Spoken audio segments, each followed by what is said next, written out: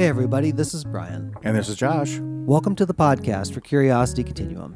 Curiosity Continuum is an industry-innovating, non-traditional company passionate about growing wisdom in the next generation. We are the essential bridge between the analog and digital worlds by building collaborative communities that unleash the power of adaptive expertise and innovation needed to thrive in the 21st century. We combine and mix essential elements needed to empower people to succeed in new ways, not possible outside of a creative, thoughtful, diverse community of fellow curious people. Follow us on your favorite podcast app to receive notifications of new content. If you like what you hear and want to dive deeper, visit us at curiositycontinuum.com. Thanks for tuning in. Let's start the conversation. And now, folks, a little palate cleanser. Yeah. So Brian and I have been talking quite a bit today. We've been having some heavy topics, some not so heavy topics, and I'm a big fan of palate cleansers. Like things that you just kind of rinse it clean with. There's a little humor involved. There's a little whatever. It's not so heavy. I'm sorry. That's okay. Yep. So I'll tell you this. I didn't understand soju. For those of you who don't know, soju is like the alcoholic drink you drink in Korea. Right. It is generally distilled. It could be from grapes. It could be from grains, rice, something. It generally is. It's clear. It gets distilled down and about 13 to 16% generally, right? So about the strength of wine. It's always very clean, and if you add like a flavor, it's very sweet, and I don't care. So it doesn't really have a flavor? No, it's like if it's almost like vodka light. Oh, okay. But they do add some like sugar to it to make it taste fresh. So like there's Jinro is like a really big company that makes it. So you can mix like fruit juice with it and stuff? Yeah, but they don't. They just like usually like the Koreans, like they'll just pour it in a glass and they'll okay. I got you. Okay. So they get like these 375 milliliter bottles. Right. And they will just have it with the meal. Now, here's what I learned. I learned that if I drink it, I'm like, it's okay. I mean, like I'm used to if I choose to have a drink, I usually like things that are like distilled and sit in a barrel for a while. Yeah. You're a big whiskey bourbon guy. Yeah. So that's kind of what I would think about in terms of flavor. Now, when I've had it in the States, I'm like, okay, I wasn't quite understanding it until I was in Korea, and Korean food has a lot of different deep, heavy flavors. Right. For sure. And then you drink soju in the middle of that. And you just like...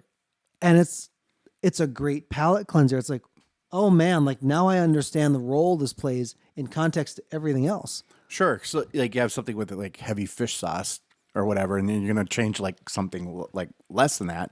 And that taste you don't want. So you have a sip of that, just kills it. Totally. And you can just move on. And now for something completely different, because even if you get the flavored ones, you'll have sweet things during a meal, but generally, I don't ever remember eating something that was so like, oh, this is just like a sugar cube while I'm eating. This makes a lot of sense to me, like, because when you go to like a Korean restaurant, you get like 45 bowls of stuff. Like, how do you like? And some stuff mixes and some stuff doesn't. Right. And you're like, oh, okay, I'll take here and here and here. But it's all in like Americans are just like, just pour it on a bowl. Right. Well, like if you watch some Koreans, like they'll just do that. Right. Right. But the banchan, like all the little dishes of stuff. Yeah. Now, when I first started eating Korean food, I didn't realize you're not supposed to sit there and eat the whole dish of banchan of like, oh, this is bean sprouts. It's really good. And just eat it and ask for more. You're not being rude necessarily, but they said it'd kind of be like if you sat at a table and they like set like pickles and olives there, like kind of go with the meal, and you like ate all the olives. Oh, you're not supposed to do that? No, you're not supposed to do all that. Oh, because that'd be like me. Like, this is really good. Yeah. You're supposed to like kind of pick at it through. So, but it almost to me, it's like it triangulates flavors. Sure. Like here's the main dish of like meat. And I've always wondered, like when I first started doing it, I was like, well, if you have all this, like I'm buying meat. Like, do I get a vegetable? Do I get something else? But you have all this other stuff surrounding it. It's like, well, it's not maybe a palate cleanser, but it like kind of resets something. There's like a natural cadence to it and things. It's important because otherwise it's like there's so much of it, you lose the appreciation of it. Right. So it's really not very much similar like when we're like here in the United States we're eating. There's not that much like that. No, not really. No, I mean like and not like a cultural thing. Honestly, like the closest thing would be dessert, probably. Yeah, food we eat after our food. Yeah. There's the food before the food. Then the food, then the food after the food. But like, it's very interesting that it's like plays that cultural role where it's a big role, but Huge like role. you had no frame of reference for it, so it was like until you went there. Right. And I didn't realize how much soju actually got consumed until you go there. You go and there and it's like everyone's drinking it. oh, it's super reasonable too. It's not Right. like you go out and this is, $27. It's like you get a bottle and Here's it's a buck. it's like $3 maybe. It's something Yeah. crazy. It's just like, wow, you got to be kidding. And it's served at a place. So it might Okay. be so $5 in a place. And you don't tip in Korea. Right, because it's all built in. Yeah, so you go out and it's like, wow, this is like a whole $10 and I'm out the door or something. So, And I'm full. You know? right? Yeah. Exactly. But with palate cleansers, I know it's hard to stay in that mode where it's heavy. So actually, let me pull in like a movie situation. What I felt like the DC comic universe did poorly, like it actually wasn't a universe per se because it wasn't connected like Marvel. Right. Right.